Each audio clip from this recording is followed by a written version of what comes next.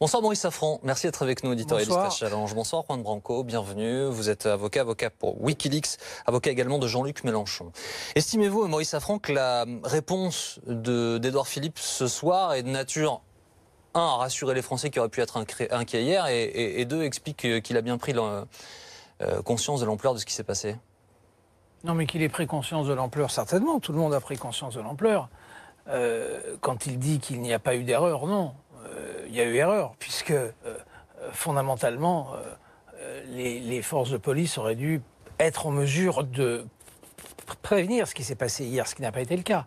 Donc il y a effectivement un problème de renseignement et de fonctionnement de la police sur ces groupes qui ne datent pas d'hier. Hier, le point intéressant, c'est qu'ils n'étaient plus comme dans les manifs précédentes 3, 4, 500, mais qu'ils étaient plus de 1000. Et de ce point de vue-là, effectivement, c'est inquiétant. Il y a deux éléments très marquants hier, Juan Branco. Effectivement, 1200 personnes qui s'affichent organisées, et qui d'ailleurs ont des banderoles pour le dire, et qui se trouvent à la tête d'un cortège qui a 14 000 personnes. Que ce soit quasiment autant que le cortège de syndicats, organisé par les syndicats. Moi, je pense que ça révèle quand même un effondrement d'une part du mouvement syndical qui est acté depuis plusieurs années, mais qui là se voit visuellement. Et je pense que toute la panique morale qu'il y a eu autour des dégâts, qui sont en fait très limités, des manifestations qui provoquent des dégâts à Paris, les 15 dernières années, il y en a eu beaucoup. Une trentaine de commerces qui ont été qui ont été atteints par la situation. Moi, je me souviens aux élections, depuis par exemple l'élection de Nicolas Sarkozy, où toutes les voitures entre la Bastille et la gare de Lyon avaient été brûlées, donc sur plus d'1 kilomètre. Enfin, vous voyez, ça arrive régulièrement depuis, y compris dans le travail. Ce qui s'est passé hier, si je comprends bien votre remarque. Moi, je pense que c'est des incidents mineurs. C'est pas les incidents qui sont intéressants, en fait. Ce qui est intéressant, c'est ce que ça révèle de l'effondrement des acteurs traditionnels, qui permettent à l'État de négocier avec les forces sociales, qui permettent à la société de se structurer depuis l'après-guerre, en fait, et qui aujourd'hui, en fait, ne sont plus représentatifs. Et là, on est dans une situation... Non, mais vous vous en réjouissez ou ça vous inquiète? Je suis surpris que quelqu'un qui était candidat de la France Insoumise se réjouisse de la faiblesse de ce qu'ont montré hier les syndicats, de la faiblesse des syndicats. Mais je comprends mieux, c'est assez cohérent avec toute la bataille qui est engagée depuis des semaines et des semaines, ultra violente dans le fond, sur les idées, entre Philippe Martinez et Jean-Luc Mélenchon. Et effectivement, vous vous satisfaisez qu'hier, une manif syndicale ait été écrasée par ces incidents. Parce que depuis hier, on ne parle pas du mouvement social du tout, on ne parle que des incidents. Que la France Insoumise, par votre bouche, se réjouisse de cet état de fait, ça me semble hallucinant. Bon, ça a l'air de vous faire trembler. Moi, je ne parle pas au nom de la France Insoumise, d'une part. D'autre part, ce que j'ai essayé de réexpliquer ce que je viens de dire, c'est-à-dire tout simplement que ce qui est significatif, c'est pas le fait qu'il y ait un McDo et 3 kiosques qui aient été saccagés, c'est le fait qu'il y ait des forces qui ne sont pas, qui ne font pas partie du monde d'hier, qui ne font pas partie des forces traditionnelles qui jusqu'ici régulaient la société, qui s'affirment d'elles-mêmes. Vous les condamnez? Est-ce que les Black Blocs, vous les condamnez ou pas condamner, comme vous n'êtes personne pour les juger. Est-ce que vous vous retrouvez dans cette gauche-là? Alors posons les questions différemment. Est-ce que le mouvement Black Bloc vous semble appartenir à la gauche démocratique qui peut s'exprimer comme n'importe quelle gauche? C'est une question fondamentale. Moi, ça ne m'intéresse pas de savoir s'il peut ou pas. Moi, je vois les faits, c'est-à-dire que ça existe. Il y a ce mouvement qui réunit plus de 1200 personnes, comme vous l'avez dit, plus de 15 000 personnes autour de ça. Et je me dis, qu'est-ce qui fait que dans notre société, il y ait une jeunesse qui aille vers ces mouvements qui sont en effet violents, destructeurs, etc. Et qui fait qu'aujourd'hui, on se retrouve, parce qu'on n'arrive pas à comprendre ce qui se joue, parce qu'on n'arrive pas à comprendre leur pensée, qui n'est représentée nulle part, qui est structurée. Contrairement à ce qu'on pourrait penser, c'est des gens qui sont nourris à une série de théoriciens, qui sont en train aujourd'hui d'occuper l'école normale supérieure, c'est pas n'importe quel endroit. Des pensées qui sont élaborées par des gens comme Agamben, etc., qui sont portés par les personnes, par exemple, du Comité Invisible, qui ont élaboré des édifices théoriques, justement, qui essaient de structurer une pensée alternative à celle de l'État actuel, autour de la commune, etc. Et on voit que ces personnes-là essaient de construire un monde différent ailleurs. Excusez-moi, je vous interromps un instant, parce que ce que vous nous expliquez ce soir, finalement, on l'entend assez peu, Maurice Safran, donc c'est important de s'arrêter dessus. C'est très important. Non, mais c'est pas vous que je m'adresse. On entend beaucoup ces dernières heures que ces mouvements d'ultra-gauche, ils sont appelés comme ça, ne sont structurés en rien, qu'il n'y a ni aspect pyramidal, ni théorisation ou théologie en leur sein. Or, vous nous dites, vous, ce soir, Juan Branco, que c'est l'inverse, qu'il y a une pensée, et que cette pensée est construite, et qu'il y a des penseurs au-dessus de ça. D'ailleurs, qui a fait que vous êtes complètement tombé dans le panneau, c'est-à-dire qu'ils ont gagné symboliquement hier, en provoquant quelques dégradations, ils ont réussi à occuper complètement l'espace médiatique et à écraser médiatiquement et visuellement les syndicats. Donc, avec la complicité de BFM, etc., parce qu'ils ont réussi, ils savent très bien qu'aujourd'hui, la société fonctionne sur ces images. Oui, même si la portée du message qui est véhiculé hier dans les actions est limitée. Non, mais c'est assez cocasse cette façon de dire les choses, parce qu'effectivement, vous avez raison de poser la question de l'information en boucle et de ce qu'elle provoque, l'information en boucle. Mais c'est un autre problème. Moi, je constate, et je suis assez fasciné par ça, que depuis quelques jours d'ailleurs, parce que ça ne date pas d'hier, tant Philippe Poutou, au nom du NPA, qu'un certain nombre de représentants officiels ou officieux de Jean-Luc Mélenchon, depuis cet après-midi, sont incapables de condamner clairement ce qu'ont fait les Black Blocs hier. Je pense que dans l'histoire de la gauche démocratique... Mais parce qu'on ne répond pas à vos injonctions. Vous êtes qui, monsieur, pour vous faire une injonction de cet ordre-là? Je suis comme vous, je discute avec vous. Ici, je ne vous fais pas d'injonction, moi. Je dis qu'aujourd'hui, je fais mon métier. Moi, je refuse de répondre à votre injonction. Je fais mon métier et je pose une question... Pourquoi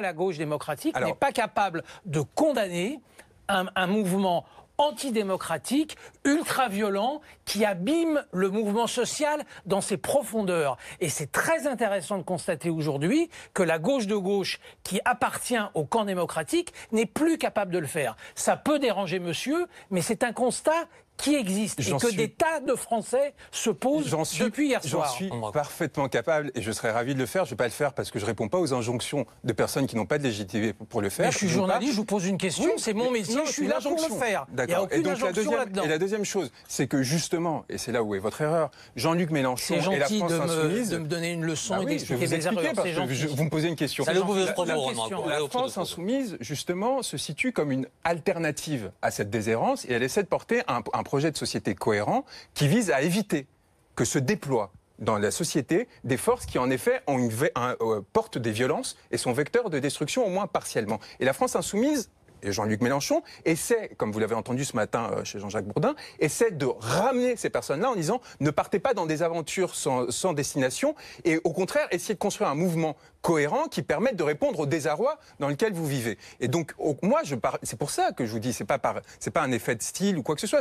Quand je vous dis que je ne parle pas au nom de Jean-Luc Mélenchon, c'est que ce n'est pas du tout la ligne qui est portée par Jean-Luc Mélenchon, celle que vous dénoncez. Donc, essayer de l'amalgamer avec Poutou, c'est lui faire un mauvais procès à lui, qui n'a pas besoin de porte-parole comme moi, pour après se prononcer ou pas. Moi, je constate que dans ma génération, il y a une incompréhension fondamentale de cette société et il y a une grande difficulté à s'y insérer. Et qu'il y a beaucoup de personnes autour de moi qui sont emportées vers ces mouvements qui aujourd'hui sont en train d'occuper l'école normale, etc. Des personnes qui sont très formées, très intelligentes, qui réfléchissent alternativement à la société et qui peuvent pourtant s'emporter dans ces mouvements parce qu'ils considèrent que la représentation des syndicats, la représentation politique ne permet pas aujourd'hui de susciter un changement de société. Et ça, je pense que vous êtes d'accord avec moi. On a le droit de répondre. Bien sûr, mais ça fera allez-y. Je pense qu'il y a un point qui est très intéressant, c'est qu'il y a depuis qu'Emmanuel Macron a été élu président de la République, c'est un fait, il y a une violence du verbe qui n'a jamais existé avec les précédents présidents. Dieu sait,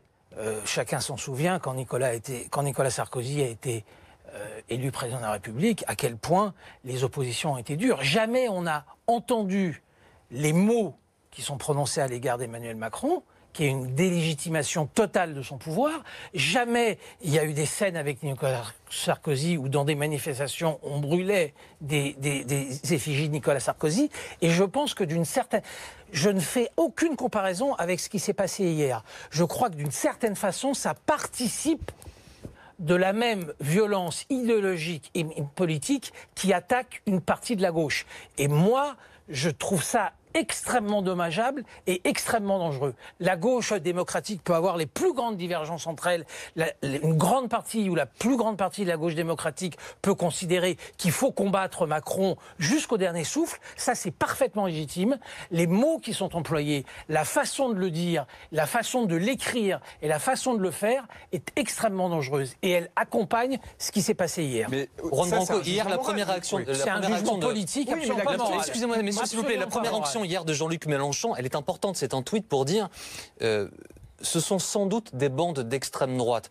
Peu importe qu'il le fasse sur Twitter, peu importe qu'il dise sans doute ou pas. Il a dit qu'il s'est trompé depuis. Oui, mais je suis d'accord avec vous. Ce que je veux dire, c'est que la façon dont il réagit, je parle bien de sa réaction, témoigne du malaise pour lui, pour l'ensemble de la classe politique, syndicale, pour tout le monde, face à ce phénomène que personne ne parvient à appréhender. Après, pardon, en dehors du système. Et pour terminer ma question, Juan Branco, ils font beaucoup de bruit, ils cassent des choses, mais pour autant sont-ils représentatifs de tant de gens et de tant de choses? C'est ça cette question, et la difficulté de l'appréhender. Et la question, c'est de savoir qui est représentatif dès le moment où des personnes qui justement n'appellent pas, ne se considèrent pas forcément comme représentatifs de quoi que ce soit, sont capables de réunir autant de personnes que des mouvements syndicaux qui sont censés représenter les travailleurs. Je ne comprends pas le fonctionnement. Je comprends pas le fonctionnement intellectuel, parce que à partir de ce moment-là, les 11 millions de Français qui votent pour le Front National, ils sont totalement légitimés par ce que vous dites, puisque le fait de... Qu'est-ce que peut justifier sur le fond? On peut penser qu'ils ont raison, c'est un autre débat, mais le fait qu'ils soient 15 ou qu'ils soient 15 000 ne change rien au jugement qu'on peut ou ne pas avoir sur le fond. Sauf que... ça fait des années que j'entends la gauche, moi le premier, ça fait des années, on explique que c'est pas parce que les électeurs du Front National sont 11 millions qu'ils ont raison, c'est pas parce qu'ils sont 12 000, 15 000, 20 000 qu'ils ont raison, ils peuvent être 15 000 et être dans la faute et l'erreur politique la plus totale. Sauf que juger, c'est très facile et comprendre, c'est plus difficile. Mais si, et vous êtes en train de dire ils sont dans la faute morale, etc. Moi, je dis très bien, très intéressant. Je pose la question, ils peuvent l'être? Moi, ce qui m'intéresse, c'est de savoir pourquoi ce mouvement existe et comment ça se fait qu'il y a 1200 personnes qui sont, alors que c'est interdit, capables de sortir cagoulés en plein centre de Paris et prendre les risques qu'ils prennent, c'est-à-dire d'être arrêtés, d'être jugés, emprisonnés, etc. Pourquoi? C'est-à-dire, qu'est-ce qui fait qu'on amène ces personnes-là, qu'est-ce qui fait qu'on n'arrive pas à réintégrer cette société-là, ces personnes à la société, personnes qui ne sont plus que représentatives d'elles-mêmes? Vous êtes avocat, cette question, vous pouvez la poser pour n'importe lequel de vos clients, que ce soit un meurtre, que ce soit un vol, que ce soit... C'est une question qui reste légitime. C'est un mouvement. Sauf que là, c'est un mouvement politique. Mais il peut avoir tort, ce mouvement politique. On peut attendre de la gauche démocratique qu'elle le condamne de la... Essayer de comprendre pourquoi est-ce qu'on a créé ça et comment est-ce qu'on arrive à le régler aussi. Mais les responsables politiques sont là pour faire de la politique. Les responsables politiques ne sont pas des intellectuels. Ils ne sont pas là pour ça. Ils sont là pour faire de la politique. Depuis hier, on ne fait que parler des défaillances potentielles des forces de l'ordre, etc. On essaie de comprendre pourquoi est-ce qu'on n'a pas réussi. Mais comment on ne met pas 1200 personnes en prison? Il n'y a pas de place dans les commissariats en France, c'est pas possible. Oui, mais justement, je veux dire, la solution... 180 qui ont été arrêtés. Oui, mais la seule solution qui aurait été envisageable pour en effet éviter qu'il y ait une violation de l'état de droit à ce moment-là, ça aurait été de faire ça. C'est pas possible. Pourquoi? Parce que dès le moment qu'on parle de mouvement de masse, eh bien, on est obligé de... C'est pas un mouvement de masse, il faut pas exagérer non plus. D'abord, vous dites 15 000, rien ne prouve qu'il y avait 15 000 personnes qui étaient autour des Black Blocs. Non, qui n'étaient pas dans la... Rien ne prouve que les 15 000 soutenaient les Black Blocs. Pour l'instant, on parle de 1200 personnes, ce qui est déjà beaucoup.